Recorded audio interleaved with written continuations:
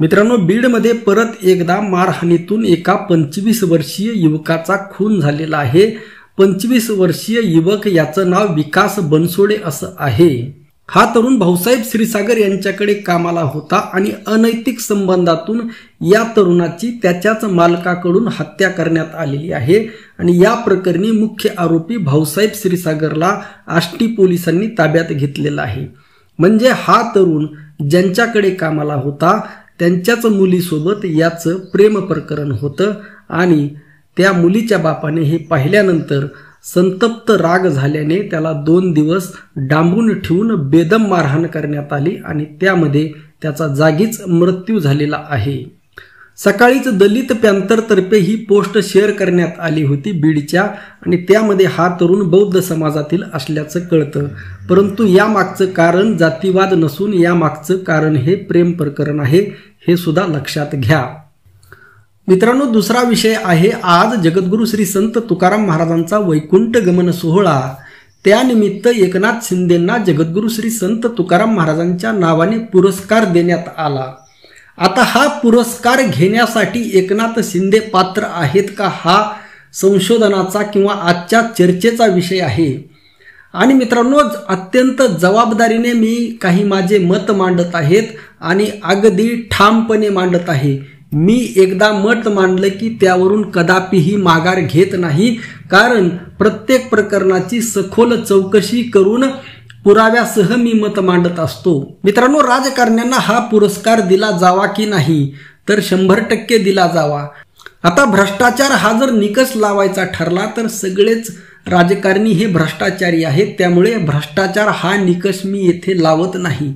मित्रांनो, जो कोणी राजकारणी वारकरी संप्रदायाशी निगडीत असेल, वारकरी संप्रदायावर त्याची श्रद्धा असेल, तुकोबारायावर, ज्ञानोबारायावर, वारकरी साधू संतांवर त्याची श्रद्धा असेल, मदतीची भावना असेल, त्या पद्धतीने त्याने कार्य केलं असेल तर त्याला पुरस्कार दिला जावा, याबद्दल दुमत नाही।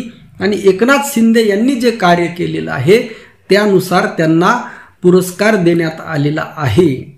आता मित्रांनो, पुरस्कार हा केवळ कार्यामुळे जरी दिला गेला असला तरी माझा आक्षेप हा आहे की एकनाथ शिंदे यांनी जगद्गुरू श्री संत तुकाराम महाराजांचा अप्रत्यक्ष अपमान केलेला आहे। अप्रत्यक्ष म्हणतोय मी, प्रत्यक्ष नाही। कारण छत्रपती शिवाजी महाराज आणि जगद्गुरू श्री संत तुकाराम महाराज यांची भेट झाल्याचे अस्सल पुरावे उपलब्ध आहेत आणि छत्रपती शिवाजी महाराजांना जगद्गुरू श्री संत तुकाराम महाराजांचा शिष्यही म्हटलं जातं आणि त्यांचं एक आगळं वेगळं असं नातं होतं आणि हे नातं एक ऐतिहासिक आहे, पुराव्यासह आहे आणि जे कोणीही नाकारू शकत नाही।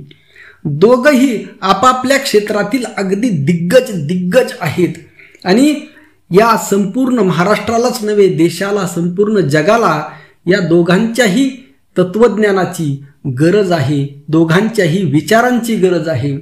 असं नातं म्हणजे जगद्गुरू श्री संत तुकाराम महाराज आणि छत्रपती शिवाजी महाराज। परंतु मित्रांनो, या नात्याला काळीमा फासण्याचं काम काही लोकांनी केलेलं आहे, आजही करत आहेत। आणि मित्रांनो, ही काळीमा फासणाऱ्या लोकांचं पितळ उघडं पाडण्याचं काम जगद्गुरू श्री संत तुकाराम महाराजांचे वंशज डॉक्टर सदानंद मोरे यांनी केलेलं आहे।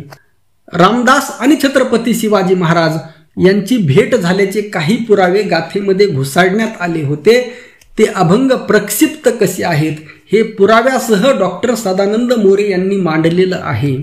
म्हणजे रामदास स्वामी ज्यांना प्रिय असतील त्यांना खुशाल प्रिय असावेत, आमचा कसलाही आक्षेप नाही। तुमचं ते अभिव्यक्ती स्वातंत्र्य आहे, तुम्हाला तो संविधानाने अधिकार दिलेला आहे। तुम्ही 24 तास रामदास करीत बसा, आम्हाला आमचा कसलाही विरोध नाही। परंतु त्या रामदास स्वामींना तुम्ही शिवाजी महाराजांचे गुरु म्हणून दाखवत असाल, तसे फोटो वापरत असाल, तर तो हा जगद्गुरू श्री संत तुकाराम महाराजांचा आणि छत्रपती शिवाजी महाराजांचा जगातील सर्वात मोठा गुन्हा आहे। लक्षात ठेवा, जगातील सर्वात मोठा गुन्हा, ज्या पद्धतीचा गुन्हा कोरटकरने केलेला आहे।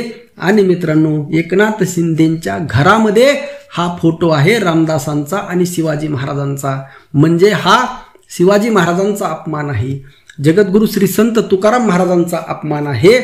आणि हे करणारे जे लोक आहेत त्यांचा पाठीराखा, त्यांचा सुद्धा पाठीराखा एकनाथ शिंदे आहे।